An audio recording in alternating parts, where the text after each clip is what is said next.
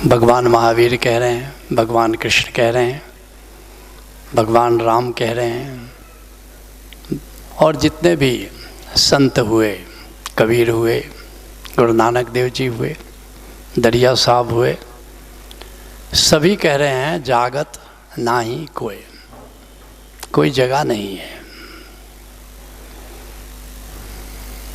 गांधी जी को एक भजन बड़ा प्रिय था, नरसिंह मेहता जी का लिखा हुआ था, और अपनी प्रार्थना सभाओं में गांधी जी बार बार उसे गवाया करते थे। कहते थे, उठ जाग मुसाफिर भोर भई, अब रैन कहाँ जो सोवत है, जो सोवत है सो खोवत है, जो जागत है सो पावत है।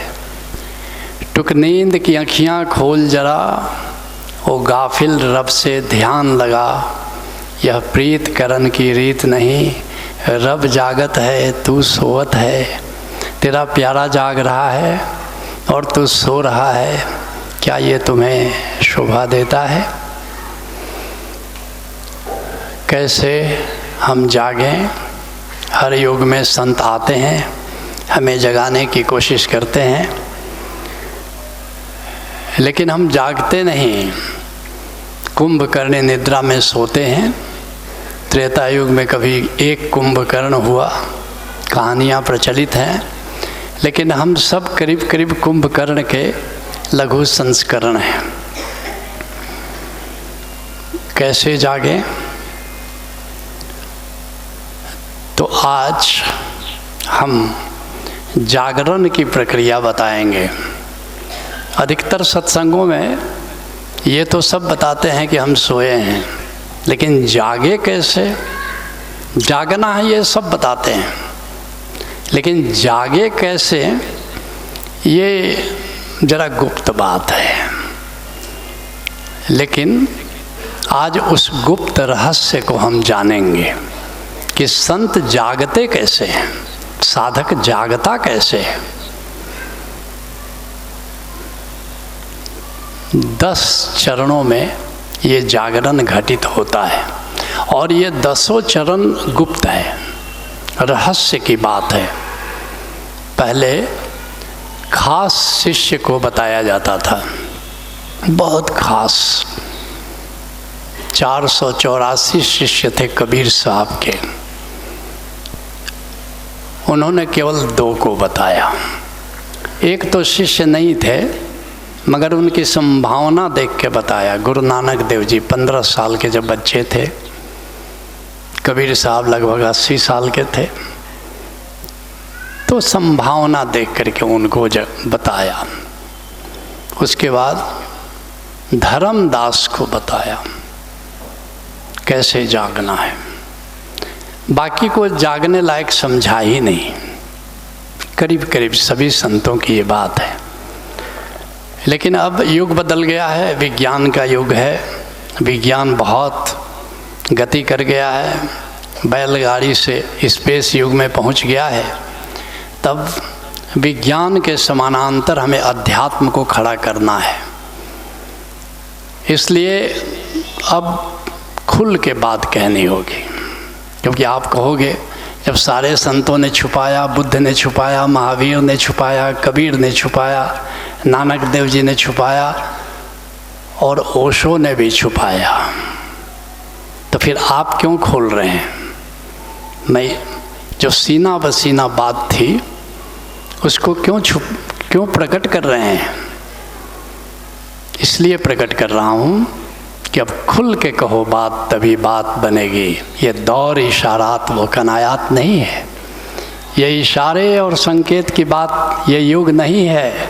अब बात, क्योंकि विज्ञान खुल कर के बात कर रहा है, तो अध्यात्म को भी खुल के बात करनी होगी, आध्यात्मिक लोगों को भी खुल के बात कहनी होगी।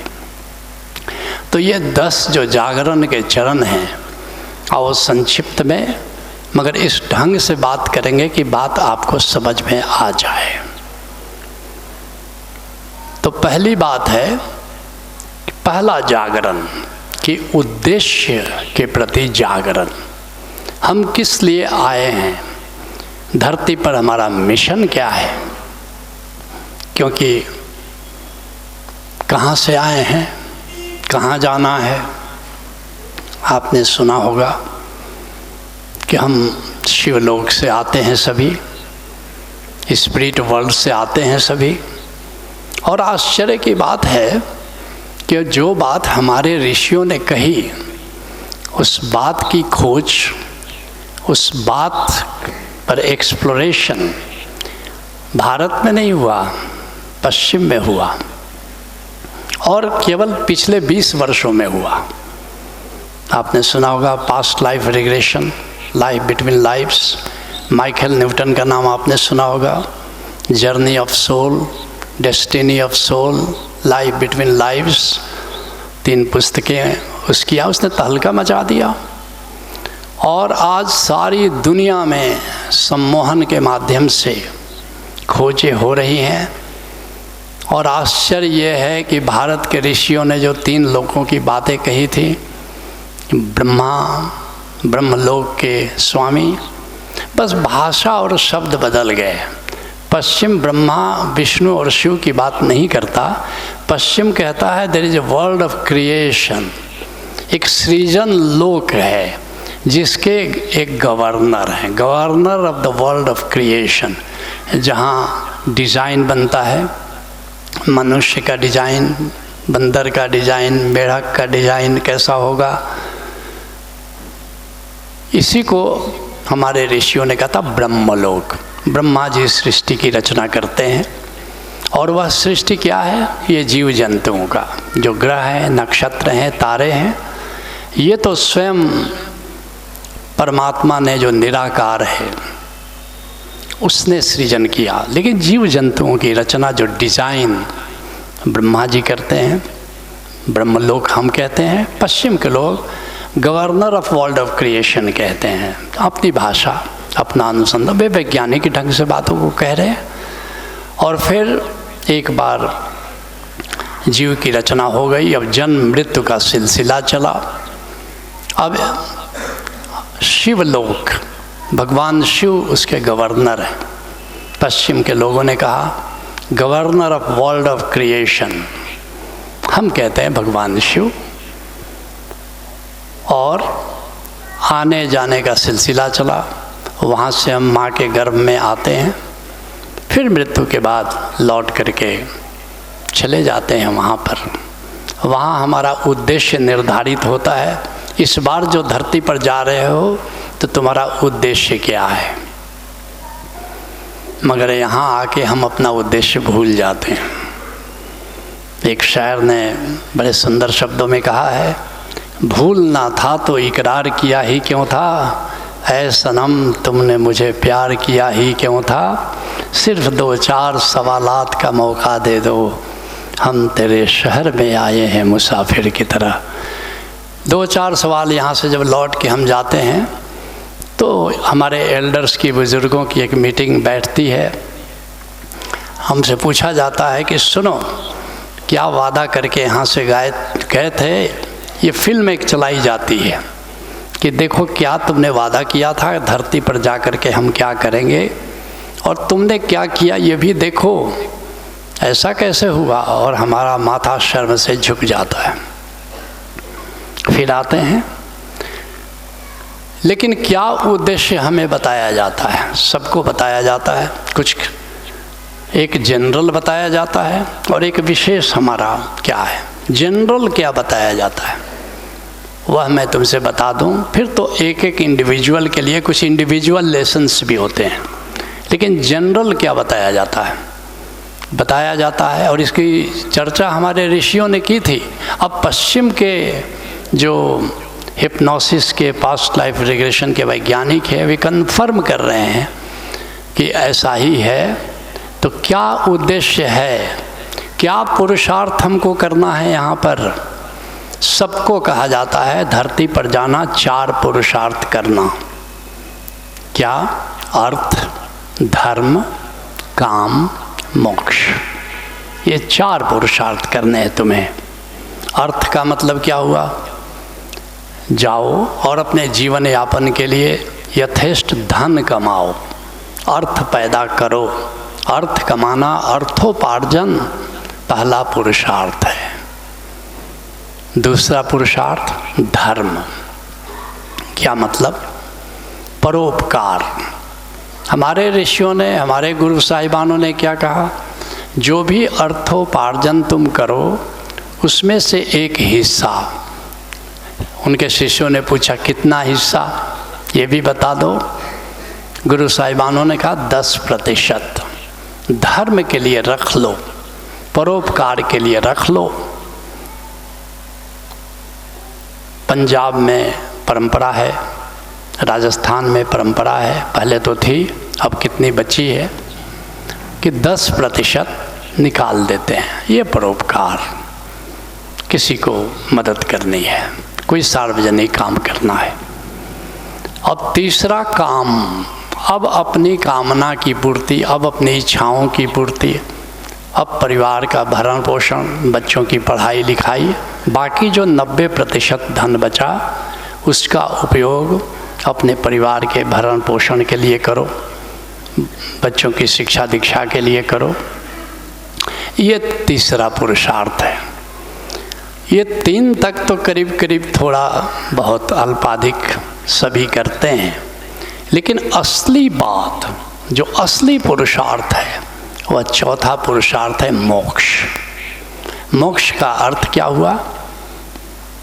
संबोधि, जिसे गौतम बुद्ध ने बुद्धत्व कहा, जिसे हमारे ऋषियों ने आत्मज्ञान कहा। आत्मज्ञान, मैं जानूं कि मैं आत्मा हूँ और आत्मा को जानकर अकारण आनंदित रहना, यही मुक्ति है, यही मोक्ष है।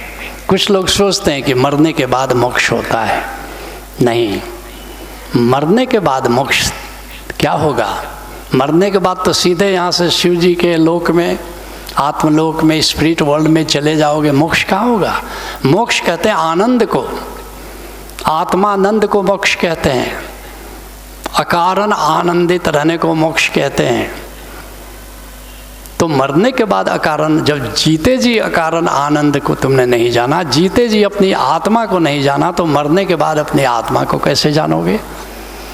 तो चौथा पुरुषार्थ मोक्ष है, जिसको बुद्ध ने संबोधि कहा, जिसको हमारे ऋषियों ने आत्मज्ञान कहा।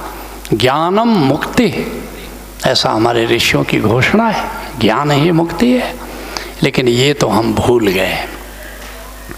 तो पहली बात, जब तक अपने उद्देश्य को नहीं जानोगे, जब तक अपने मिशन को नहीं जानोगे, तब तक मिशन को पूरा कैसे करोगे? तो जागरण का पहला चरण है कि अपने उद्देश्य के प्रति जागो, कि यहाँ हम आए हैं केवल धन कमाने के लिए नहीं आए हैं। वह तो प्रथम चरण है, धन कमाने के हमारे संत विरोध में नहीं है। लेकिन अगर वहीं रुक जाते हो तब तो बात फिसल गई, अपने उद्देश्य से तुम फिसल गए।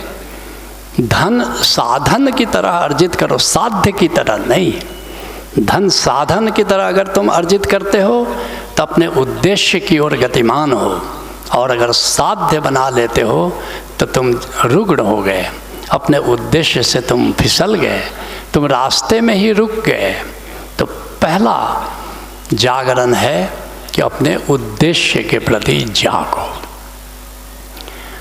अब दूसरे जागरण की ओर प्रवृत्त हो। जान गए कि मोक्ष हमारा पुरुषार्थ, अंतिम पुरुषार्थ है, आत्मज्ञान, आत्मा को जानना, अपने आत्म तृप्त होकर के जीना। अब हमारा सुख, हमारा आनंद किसी दूसरे पर निर्भर नहीं है। आदि शंकराचार्य कहते हैं कि लोग सुख कहाँ खोजते हैं? नर नारी में, नारी नर में आनंद खोजता है पर में, सच्चिदानंद जबकि बैठा आवाज़ दे रहा भीतर में। दूजे से सुख का मोह तजो, गोविंद भजो, गोविंद भजो। ये शंकराचार्य की घोषणा है। अपने सुख के लिए, अपने आनंद के लिए जब तक तुम किसी पर निर्भर हो, तुम बंध में हो। और जैसे ही अपने आनंद के लिए स्वयं पर तुम निर्भर हो गए, तुम मुक्त हो गए, तुम मोक्ष को उपलब्ध हो गए, तुम आत्मज्ञान को उपलब्ध हो गए। महर्षि व्यास कहते हैं सुखस्य दुखस्य न कोपि दाता, सुख और दुख का देने वाला कोई दूसरा नहीं है। परो ददाति इति विमूढ़ चेता, मूर्ख व्यक्ति ऐसा सोचता है कि दूसरा हमें सुख दे सकता है, धन सुख दे सकता है, पद सुख दे सकता है, प्रतिष्ठा सुख दे सकती है, नर सुख दे सकता है, नारी सुख दे सकती है। परो ददाति इति विमूढ़ चेता, दूसरा हमें सुख नहीं दे सकता। जिस दिन तुम पर से मुक्त हो जाते हो और स्वयं पर आधारित होकर तुम आनंद प्राप्त करने लगते हो, अपनी आत्मा के एकांत की गुफा में बैठ करके आनंदित होना शुरू हो जाते हो, उस दिन तुम मुक्त हो जाते हो, उस दिन तुम मोक्ष प्राप्त करते हो। कैसे हम आत्मज्ञान को प्राप्त करें, कैसे ये परम जागरण घटित हो, तो इसके लिए और आगे बढ़ते, उद्देश्य को तो जाना तुमने, और उद्देश्य को जानने के बाद अब पहला जागरण है कि आकार के प्रति जागो। हम आकार को देखते हैं, सब देखते हैं, लेकिन आकार के प्रति जागते नहीं हैं। देखने और जागने में बड़ा अंतर है। जैसे एक शराबी है, शराब पी कर सबको देख रहा है, लेकिन क्या एक शराबी जागा हुआ है, जाग कर देख रहा है? हमने भी ऐसे ही जैसे शराब पी रखी है, और हम देख करके भी देखते नहीं, सुन करके भी सुनते नहीं। तो कैसे आकार के प्रति जागना है। और एक नहीं सोया हुआ है, दो नहीं सोया हुआ है, सब सोए हुए हैं। पूरे कुएं में जैसे भांग पड़ी हो। दरिया साहब बिहार के एक बड़े प्रसिद्ध संत हुए, कहते हैं दरिया सोता सकल जग, सारा संसार सोया हुआ है। दरिया सोता सकल जग और जागत नाही कोई। कितना हम जगाने की कोशिश करते हैं, कोई जागने को तैयार नहीं हो रहा है, जाग के फिर सो जाता है। दरिया सोता सकल जग जागत नाही कोय, जागे में फिर जागना जागत कहिए सोए। जो जागे में जागा हुआ है, जागे में जागा कौन है? जो अपनी आत्मा के प्रति जागा हुआ है, वही जागा हुआ है। जो अपने को देह मान बैठा है वो सोया हुआ है। दरिया साहब तो एक कदम और भी एक जगह चले जाते हैं, कहते हैं अवधू ये मुर्दे का गांव, यहाँ जीवित न देखिया कोई रे। ये मुर्दों का गांव है, यहाँ जीवित आदमी तो हमने देखा भी नहीं। लोग कहते हैं कि गजब की बात है। एक सूफी फकीर था, गांव के बाहर बैठा रहता था। कोई पूछता था बस्ती का रास्ता किधर है, तो श्मशान का रास्ता बता देता था। कोई पूछता था कि श्मशान का रास्ता कौन है, तो बस्ती का रास्ता बता देता था। फिर लोग जा कर के गाँव वाले कहते थे नहीं नहीं, आप ये तो गांव है, बस्ती है, श्मशान उधर है। आके नाराज होता था कि आप गलत संत होकर के गलत रास्ता बताते हो। फकीर ने कहा कि मैं तो सही रास्ता बताता हूँ, ये बस्ती श्मशान ही तो है, लाइन लगी हुई है, कोई आज जाएगा, कोई कल जाएगा, कोई परसों जाएगा, लाइन लगी हुई है श्मशान की।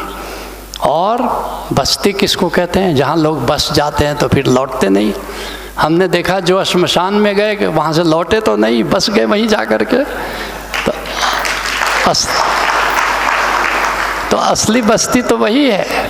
अवधू ये मुर्दे का गांव, यहाँ जीवित न देखिया कोई रे।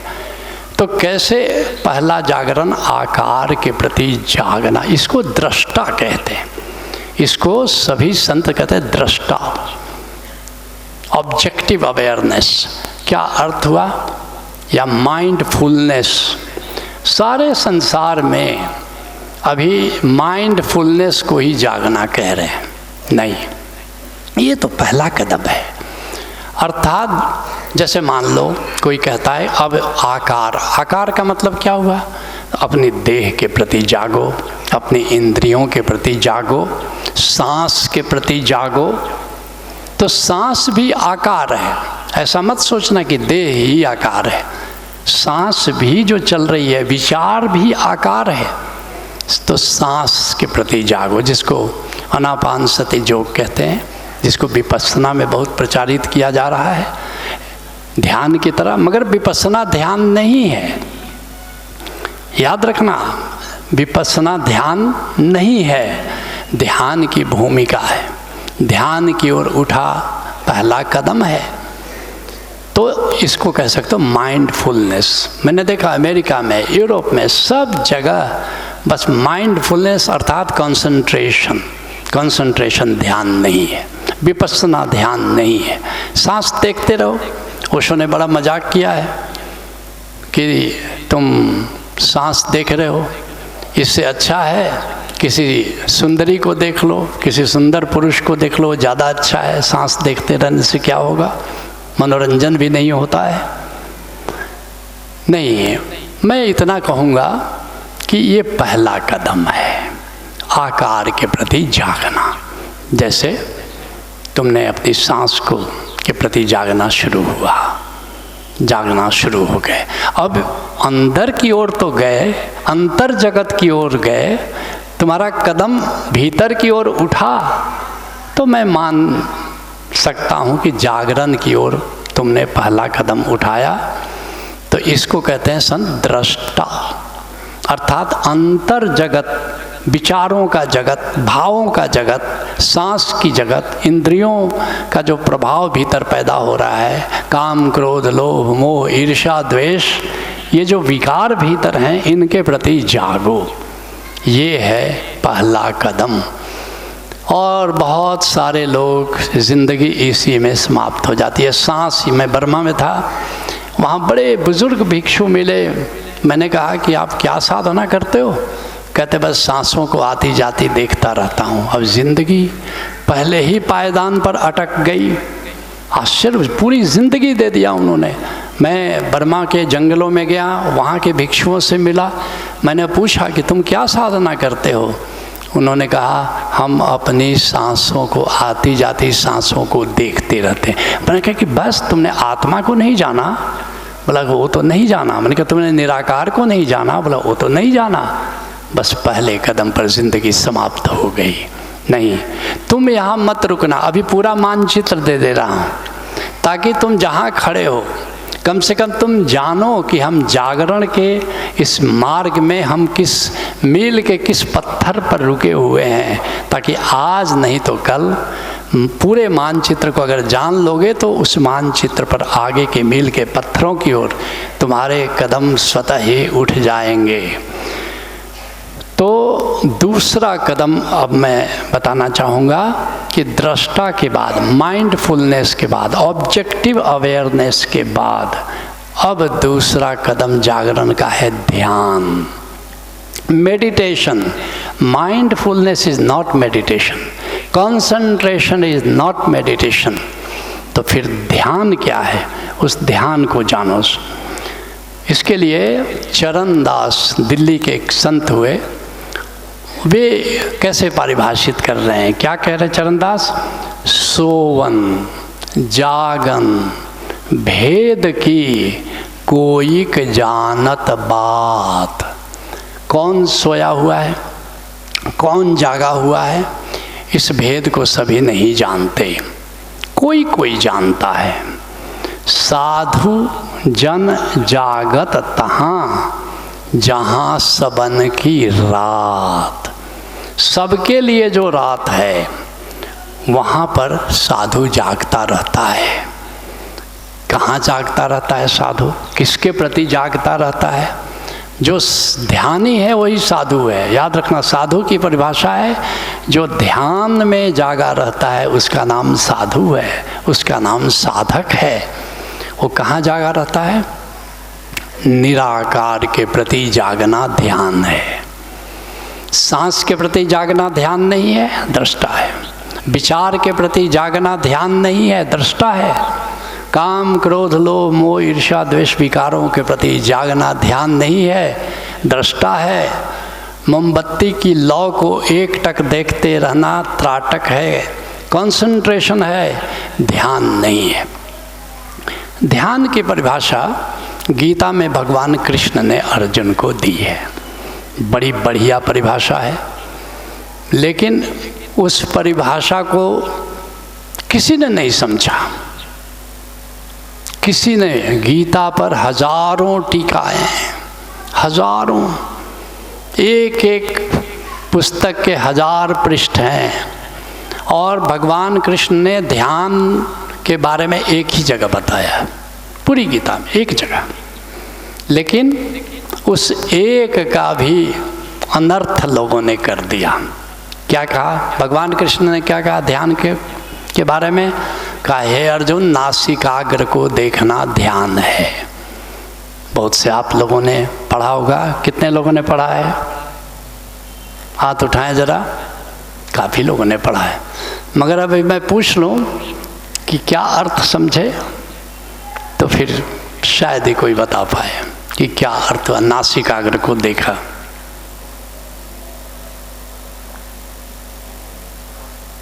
क्या अर्थ किया लोगों ने? बड़े मज़े की बात है। कहा कि यह नाक की जो टिप है, इस टिप को देखो, यही ध्यान है। अब टिप को कैसे देखोगे? जरा आप लोग देखो, अपने नाक के टिप को देखो। बड़ा मुश्किल है देखना।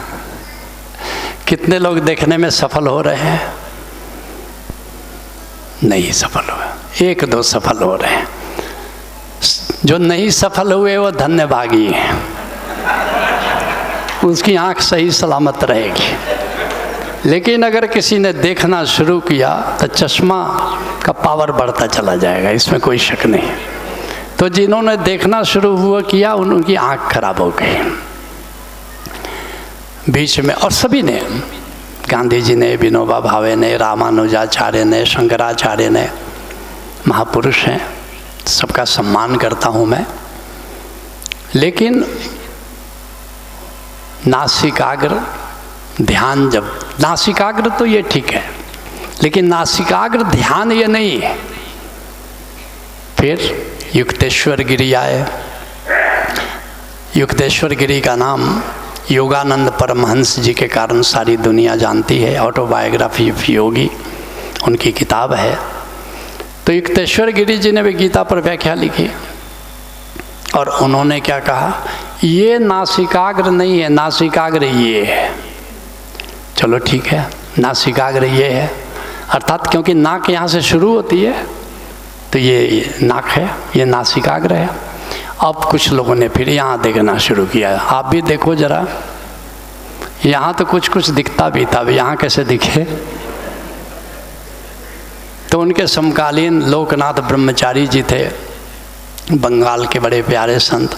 उन्होंने यहाँ देखना शुरू किया और उनकी आंख उलट गई, ऐसी उल्टी कि माएँ बंगाल की कहते थी कि बच्चे चुप हो जाओ वरना लोकनाथ ब्रह्मचारी को भेंट कर देंगे तुम्हें। उनकी आंख इतनी भयावनी हो गई कि बच्चे उनका चित्र देख के डरने लगे।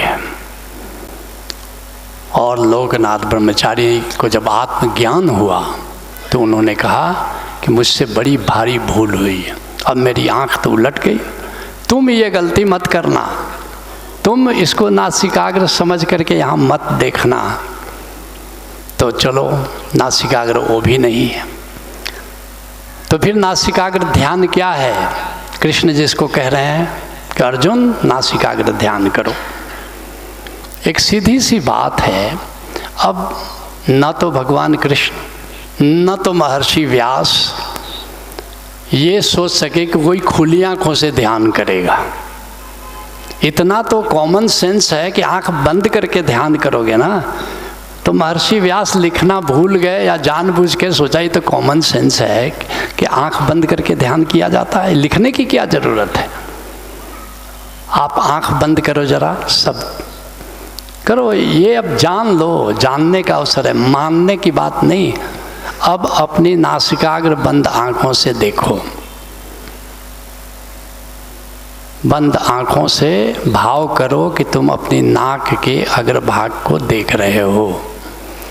अब तुम नाक के शुरू में देख रहे हो कि अंत में देख रहे हो, इससे कोई फर्क नहीं पड़ता। और वहाँ तुम को कोई आकार दिखाई नहीं देगा।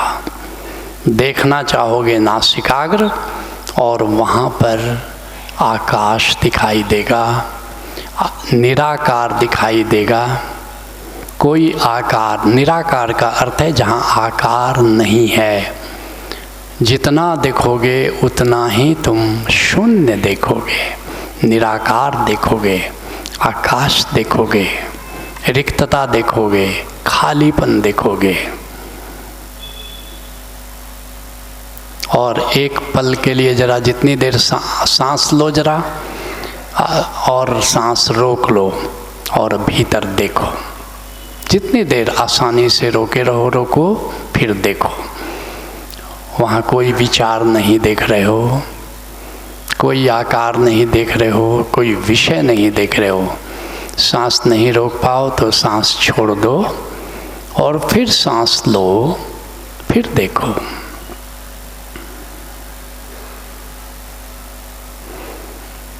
न तो विचार है, न तो आकार है, न तो विषय है। एक रिक्तता है, एक शून्यता है, निराकार है। इस निराकार में जो लोग देख रहे हैं और जिनको वहाँ कोई विचार नहीं देख रहा है, एक हाथ उठा लें, एक हाथ उठा लें। कोई विचार नहीं रहा, वेरी गुड। अधिकतर लोग हाथ नीचे कर लें। अब वहाँ कोई विषय नहीं है। कोई विषय अर्थात कोई घोड़ा के बारे में, हाथी के बारे में, परिवार के बारे में कुछ नहीं है। एक हाथ उठा लें जरा, जहाँ कोई विषय नहीं रहा। बहुत सुंदर, बड़े प्रज्ञावान लोग बैठे हैं, हाथ नीचे कर लो। इसको कहते हैं निर्विषय अवस्था। पहली थी निर्विचार अवस्था। आंखें बंद कर लो, फिर बंद कर लो। बहुत ही गुप्त बात बता रहा हूँ। और अब देखो, कोई वहाँ आकार नहीं है, कोई हाथी, घोड़ा, पालकी, किसी का चेहरा नहीं है, अर्थात वहाँ कोई आकार नहीं। इसका नाम निराकार है। कितने लोग निराकार देख रहे हैं? एक हाथ उठा लो। Beautiful, beautiful. हाथ नीचे कर लो। अब इस निराकार को देखो, ध्यान से देखो और फैलाव करके देखो। बिंदु पर मत देखो। जैसे आकाश देखते हो तो पूरे आकाश को देखते हो, ऐसे ही पूरे निराकार के फैलाव को देखो।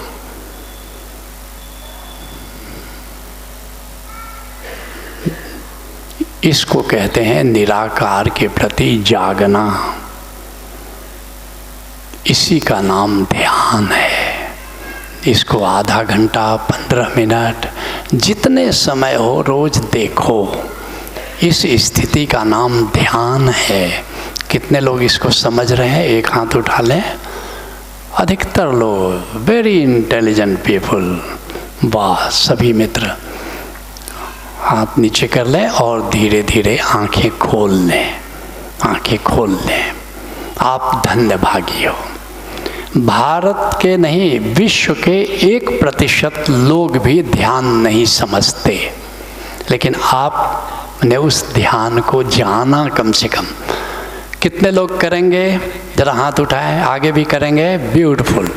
और अगर आप इस ध्यान को करते हो तो इतने विचार से लोग परेशान हैं, विचार विचार विचार।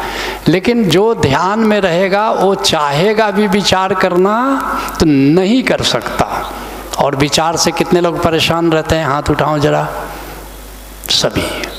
लेकिन अब जरा 1-2 मिनट का प्रयोग, जरा आंख बंद कर लो, निराकार को देखो, निराकार के प्रति जागो। आप अभी ध्यान में हो और जरा कोशिश करो कि विचार करें। प्रयत्न करो कि अब हम निराकार को देखते हुए विचार करेंगे। खूब कोशिश करो, करके रहेंगे। अपनी पत्नी का स्मरण करके रहेंगे, अपने पति का ख्याल करके रहेंगे। करो जरा। गई पत्नी, पति विदा हुआ, अब न वहाँ पर आत्मा का एकांत में अब तुम हो, वहाँ पति और पत्नी तुम्हें डिस्टर्ब नहीं कर सकते। कितने लोगों को ये अनुभव में बात आ रही है? हाथ उठाओ जरा। ब्यूटीफुल।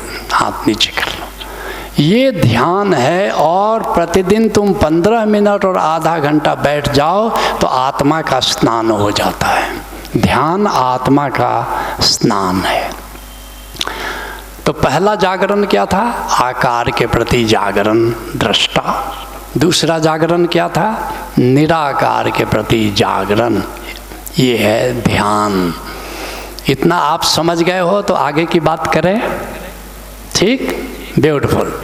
अब तीसरा जागरण, तीसरे जागरण को संत कहते हैं साक्षी। साक्षी, साक्षी जिसको विटनेसिंग कहा है संतों ने, जिसको टोटल अवेयरनेस कहा है ओशो ने। वो साक्षी क्या है? साक्षी है कि अपने को आत्मा जानना, और आत्मा जान करके जीना साक्षी है। जैसे मैनेजमेंट में बताया जाता है सबको, क्या बताया जाता है कि अगर कुछ लोग हैं जिनको काम करने के लिए कहा जाता है तो हाथ से काम करते। कोई पत्थर तोड़ रहा है, मंदिर बन रहा है, कोई पत्थर तोड़ रहा है, उससे तुमने पूछा भाई क्या कर रहे हो? कह रहा मैं पत्थर तोड़ रहा हूँ। तो उसका केवल हाथ पत्थर तोड़ने में लगा हुआ है। हेड उसने इन्वॉल्व किया अपने हैंड को, केवल हैंड को किया, हाथ को, दिमाग उसको इन्वॉल्व नहीं किया। तो उसकी कुशलता होगी 25%। कार्य की कुशलता कितनी होगी? 25%। लेकिन दूसरा व्यक्ति है, वो बुद्धि लगा रहा है, पत्थर में परतें होती हैं, तुमने देखा होगा कोई भी पत्थर, तो कहाँ हथौड़ा मारे कि पत्थर टूट जाए आसानी से। अब उसने दिमाग लगाना शुरू किया। Head, he is now involving his second H, that is head. तो 2H इन्वॉल्व किया तो उसकी कुशलता कितनी हो गई? 50%। एक तीसरा मजदूर है, तुमने पूछा कि भाई क्या कर रहे हो? उसने कहा मत कहो, शिव जी का मंदिर बन रहा है और मेरे तराशे हुए पत्थर से ये मंदिर बनेगा। शिव जी के लिए, शिव मंदिर के निर्माण में मेरी भी सेवा स्वीकार हुई है, मैं धन्य हो गया, हे प्रभु मैं धन्य हो गया। अब उसने अपने हृदय को भी इन्वॉल्व कर लिया, हार्ट को इन्वॉल्व कर लिया। उसकी कुशलता कितनी होगी? 75%, 75%। लेकिन 100% नहीं होगी। भगवान कृष्ण से अर्जुन पूछता है कि हम 100% कुशलता कैसे लाएं भगवान? भगवान कृष्ण कहते हैं हे अर्जुन, वह तो साक्षी होकर होगा। वह तो योग, योग का अर्थ है साक्षी, याद रखना। योगः कर्मसु कौशलम, हे अर्जुन योग से सुकौशलम, 100% कुशलता योग से साक्षी होकर आती है। तो क्या मतलब हुआ? अपनी आत्मा को भी इन्वॉल्व करो। एक चौथा कुशल योगी है, वो तराश रहा है और यह भी ख्याल है कि मेरा केवल हाथ, मेरा केवल दिमाग, मेरा केवल हृदय ही नहीं बल्कि मेरी आत्मा भी इसमें सम्मिलित है। तो उसकी कुशलता कितनी हो गई? 100%, 100%। अर्थात कार्य करते हुए अपनी आत्मा का स्मरण रखना, यही साक्षी है। कोई गृहिणी सब्जी बना रही है, कढ़ाई तेल छौंक रही है, सब्जी बना रही है, कहीं ओहो ये सब्जी मेरा बेटा खाएगा, ये मेरा पति खाएगा। तो उसने अपने हृदय को इन्वॉल्व कर लिया है, उसकी कुशलता 75% है। एक पुरुष भी सब्जी बनाएगा ताबड़तोड़, उसका हाथ काम कर रहा है, थोड़ा थोड़ा दिमाग काम कर रहा है, तो उसकी सब्जी बनाने में क्या स्वाद होगा। लेकिन जब एक गृहिणी सब्जी बनाती है, उसका हृदय भी इन्वॉल्व होता है, जो स्वाद उसे खाने में। सब कहते हैं, पत्नी पूछती है अपने पति से, हाँ जी ऐसे तो कुछ बोलेगा नहीं, ताबड़तोड़ खाएगा। पत्नी पूछेगा हाँ जी सेवैया कैसी बनी थी, तो पूछने पर बताएगा हाँ अच्छी बनी, लेकिन मेरी माँ बनाती थी सो। अब यहाँ किसने कहा माँ बनाती थी भाई, माना, मगर बात ठीक कह रहा है, बात ठीक कह रहा। माँ के हाथ के बनाने भोजन में जो स्वाद है वो 5 सितारा होटल के भोजन में बिल्कुल नहीं है, बिल्कुल नहीं है। क्यों? हर माँ अपना हृदय उड़ेल देती है, लेकिन अगर आत्मा को भी इन्वॉल्व कर ले, अपना आत्मस्मरण रखे, तब फिर उसका स्वाद 100% स्वादिष्ट हो जाएगा, वो व्यंजन 100% हो जाएगा। इसका नाम है साक्षी। आत्मस्मरण के साथ कुछ भी करो, उसका नाम है साक्षी। तो पहला जागरण क्या था? आकार के प्रति जागना, दृष्टा, माइंडफुलनेस। दूसरा जागरण क्या था? क्या? ध्यान, निराकार के प्रति जागना। तीसरा जागरण क्या हुआ? आत्मा के प्रति जागना, निराकार प्लस आकार इज इक्वल टू साक्षी। आकार के प्रति भी जागे हो, साथ साथ अपने निराकार के प्रति भी जागे हो, इसका नाम हो गया साक्षी। और अगर कोई साक्षी होकर के जीता है वो कभी बेहोश नहीं हो सकता। जो साक्षी होकर के जीता है वो कभी मूर्छा में नहीं जी सकता। इसलिए आनंद गीता में हमने 4 पंक्तियाँ लिखी हैं। जिंदगी एक सीता सी है, संसार भयानक कानन है, पल भर जो प्रहरी दूर हुआ, हरने को खड़ा दशानन है। इसलिए स्वर्ण मृग मत मांगो, लक्ष्मण रेखा को मत लांघो, अथ साक्षी शरणम गच्छामि, भज ओशो शरणम गच्छामि। संसार में साक्षी होकर के जियो, ये तीसरा जागरण है। साक्षी तक समझ गए सब लोग? हाथ उठाओ जरा। Beautiful, very intelligent people. Sakshi पर 5063 बार अंग्रेजी प्रवचनों ने ओशो ने कहा। CD रोम है, जैसे तुम विटनेसिंग टाइप करोगे, आजकल कंप्यूटर का युग है, वो दे देगा 5063। और मैं समझता हूँ चूँकि हिंदी प्रवचनों का CD रोम बना नहीं है, तो मैं समझता हूँ लगभग 5000 हिंदी प्रवचनों में बोले 10,000 बार साक्षी को ओशो ने समझाया है। लेकिन दुर्भाग्य है कि साक्षी को किसी ने समझा नहीं।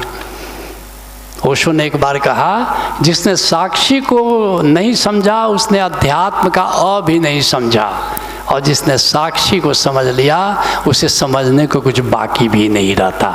आज उस साक्षी को तुमने हंसते खेलते समझ लिया, कितने सौभाग्य की बात है। तो आओ अब चौथे जागरण की बात करते हैं। चौथा जागरण है अस्मिता के प्रति जागो, एमनेस के प्रति जागो, अर्थात इंडिविजुअलिटी के प्रति जागो, निजता के प्रति जागो। वो क्या हो गया? अस्मिता क्या होती है? एक तुम्हारी चेतना का हिस्सा है, वो कंडीशनड है, कंडीशनड है। कहाँ कंडीशनिंग होती है? माता पिता, समाज, शिक्षक, उन्होंने जो तुमको बताया है उसके आधार पर तुम्हारी एक सोच बनी है। उसको कहते हैं व्यक्तित्व। पर्सनालिटी शब्द, पर्सनालिटी पर्सनाटा शब्द ग्रीक शब्द है, उसका अर्थ होता है मुखौटा। हमारी तुम्हारी जितनी सोच है, करीब करीब 90% सोच तुम्हारी मौलिक नहीं है। वह सोच तुम्हारे माता पिता शिक्षकों ने जैसा बताया है वो तुम्हारी, तुम कहते हो कि ये मेरी सोच है, नहीं, वो तुम्हारी सोच नहीं, उधार सोच है, वो नगद सोच नहीं है। जैसे मैं उदाहरण दूं, अब तुम उत्तर भारत के हो, तो फिर क्या होगा? तुमसे कोई कहेगा अपनी ममेरी बहन से शादी कर लो, तो आप कैसे पाप की बात करते हो? अब याद रखना, ये तुम्हें समझाया गया कि ममेरी बहन से शादी करना पाप है, लेकिन तुम दक्षिण भारत में हो तो ममेरी बहन से शादी का प्रस्ताव आएगा, सब कोई समझाएगा बड़े पुण्य का कार्य है बेटा, ममेरी बहन से शादी कर लो। और फर्स्ट चॉइस उनका होगा ममेरी बहन से शादी करना। तो दक्षिण भारत के लोगों की सोच फिर अपनी है क्या? नहीं, समाज ने कहा। उसी तरह तुम्हारी ममेरी बहन से शादी नहीं करना तुम्हारी सोच है क्या? नहीं, ये कंडीशन्ड सोच है। अगर तुम भारत में हो तो शादी के लिए तुम्हें क्या कहा गया है? कुंवारी लड़की से शादी कर लो। सभी कुंवारी से, अगर एक दो बार तलाक हो गया किसी का तो शादी करना नहीं पसंद करते हैं लोग। ये तुम्हारी सोच है क्या? नहीं, ये तुम्हारे समाज ने तुम्हारे भीतर सोच भरा है। अगर नाइजीरिया में तुम पैदा हुए हो तो कुंवारी लड़की की शादी जल्दी होती ही नहीं, अनुभव ही नहीं है कुछ। 3-4 बार तलाक हो गया हो तो वो फर्स्ट है, शादी के लिए फर्स्ट कैंडिडेट है, अनुभवी है, ज़्यादा झगड़ा नहीं करेगी, झंझट कम होगा। कुंवारी है, इसको तो कोई अनुभव नहीं है, बात बात पर झगड़ा करेगी। उसकी शादी होने में, कुंवारी लड़कियों की शादी नाइजीरिया में होनी मुश्किल है। 3-4 जितनी बार तलाक हो गया हो उतना सुपात्र है शादी के लिए।